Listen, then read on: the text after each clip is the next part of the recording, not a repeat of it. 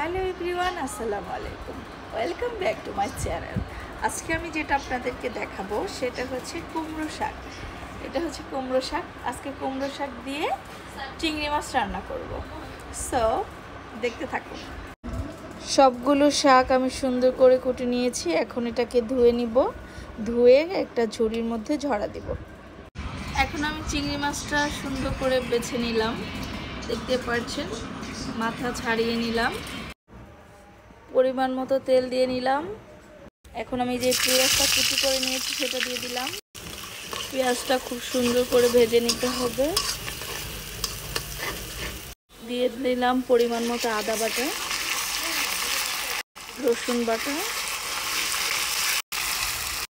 সামান্য একটু পানি দিয়ে নিলাম। দিয়ে দিলাম মরিচ ফাঁকি, সামান্য হলুদের গুঁড়া। এখন দিয়ে দিলাম কাঁচামরিচ, যেটা না দিলেই নয়, লবণ। আমি স্বাদ মতো লবণ দিয়ে দিলাম। এখন দিয়ে দিলাম চিংড়ি মাছ। এখন ভালোভাবে একসাথে মিক্সড করে দেন এটাকে একটু কষিয়ে নিব। এখন আমি শাকটা দিয়ে দিলাম।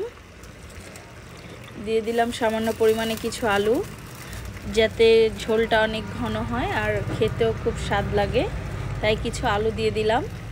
এখন এটাকে খুব ভালো করে মিক্স করে দিতে হবে।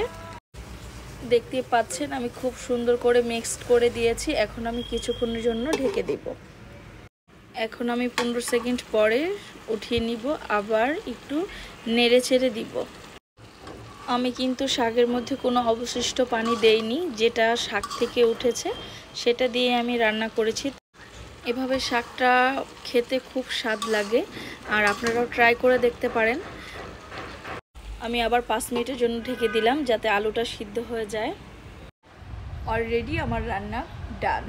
এখন আমরা যেটা করব, খাবার পরিবেশন করব, আপনাদের সাথে শেয়ার করব। দেখতে পাচ্ছেন খাবারটা কত লোভনীয় হয়েছে। আসলে আপনারা এই খাবারটা ট্রাই করে দেখতে পারেন।